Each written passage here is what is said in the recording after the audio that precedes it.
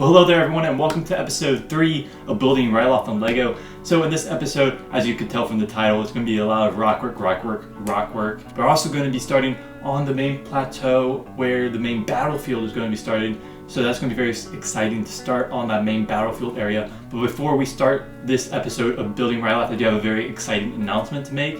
I've seen a lot of comments asking for instructions for the ATRTs and blurs. I'm happy to announce that you can find those now on my Brickable page. There's a link in the description and there should be in like the top right corner. I currently have 4 models on my Brickable page, including an ATST design as well. But the ATRT mock is actually free. So you get the parts list and instructions for 4 different color variations of the ATRT. So you go ahead and at least pick that up if you need an ATRT model. But anyways, let's get into this episode of Building RYLOTH. So we are back building up this rockwork section over here, kind of figuring out where the outline of the olive green is going to start. We started this on the end of the last episode, but we're finishing up in this beginning of this episode. I already talked about my thought process designing this section of the rockwork, but I wanted to talk about those large wedges that I'm using at kind of the bottom, the base of this section of the rockwork, and how I'm just not a big fan of how that turned out. I had an idea of something that I was going to try, and in this area it just didn't turn out how I wanted to. If you look at the other side of the rockwork, which I'll show later on in the episode, I'm much happier with how that area turned out with those wedges. I don't think I'm going to be changing it because I really just need to keep moving forward in terms of progress.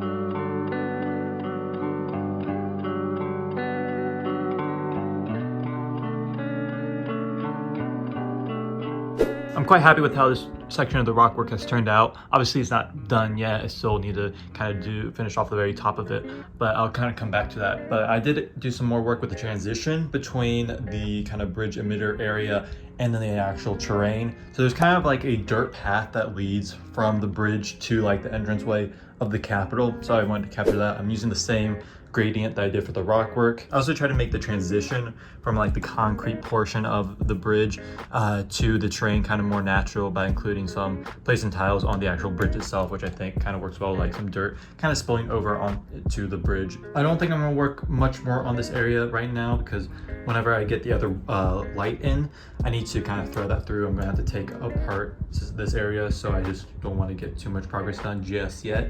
But I also ended up working on just this section of the black border, doing exactly what I did over there, just to fill up that space on this base plate. So I went ahead and finished most of this rockwork over here, so now it's in the same kind of state that this side is as well. And I didn't really go in depth because you already saw me build this side, so I didn't really need to go in depth about what I was doing over on this side. But now I really just need to kind of work more upwards and just how this is going to meet with the main battlefield area, how it's going to plateau off. I need to first kind of stabilize the rockwork, make sure everything is structurally stable on the back side, and then I'll just start kind of building it up, leveling it out, and then make it curve up to where it's going to plateau off. So we're finally getting to finish this side of the rockwork. So basically kind of what I'm doing right now is I'm first kind of leveling it off in kind of like sections of 4.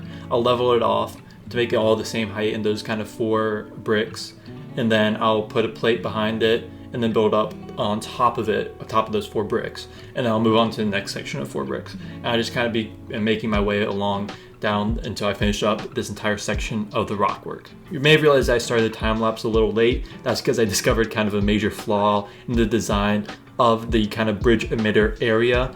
There was a section of it that was being stressed because it wasn't lined up perfectly. I didn't do the math exactly correct in the one area, so I needed to take a break from the start of the rockwork and to fix that, so that's why I started a little late. But that's about all I gotta say, so just enjoy the rest of this time lapse.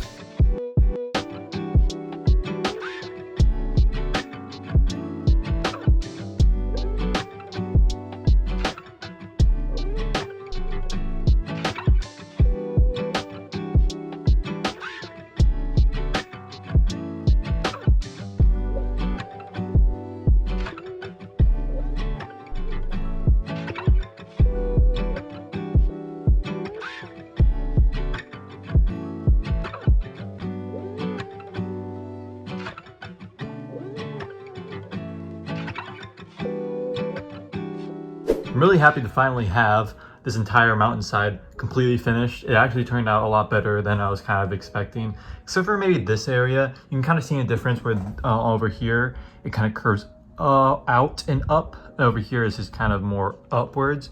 I wish that kind of looked a little bit like that, but it's main kind of reasons it look like that is kind of early on in the Rockwork area over here. So it's just going to take, it would take a lot of time to kind of fix. And I think it looks good enough anyway. As you can see, I pretty much am completely out of my 1x2 curved slopes in olive green. And obviously that's a pretty essential part for this portion of the Rockwork, meaning that I won't be able to finish this section of the Rockwork over here in this episode, rather than I'm just going to kind of keep working over on the main battlefield. So I started to work on the terrain, and what my kind of idea right now is I'm kind of blocking out exactly where the colors are going to be first. And then after I make more progress, I'm gonna go back and kind of add more detail, kind of like how this area looks with all the tiles, the slopes. So I started introducing some of the sand green. I do think it's going to work well with the olive green. I still don't think I'm going to be including any of the dark green though. I think I'm just going to do olive green and sand green patches throughout the rest of the battlefield. I'm really happy with how that top of that Rockwork has turned out. I really hopefully I'm able to capture the same aesthetic with the other half of it. But in next update, I hopefully will have 2 packages coming in for some parts.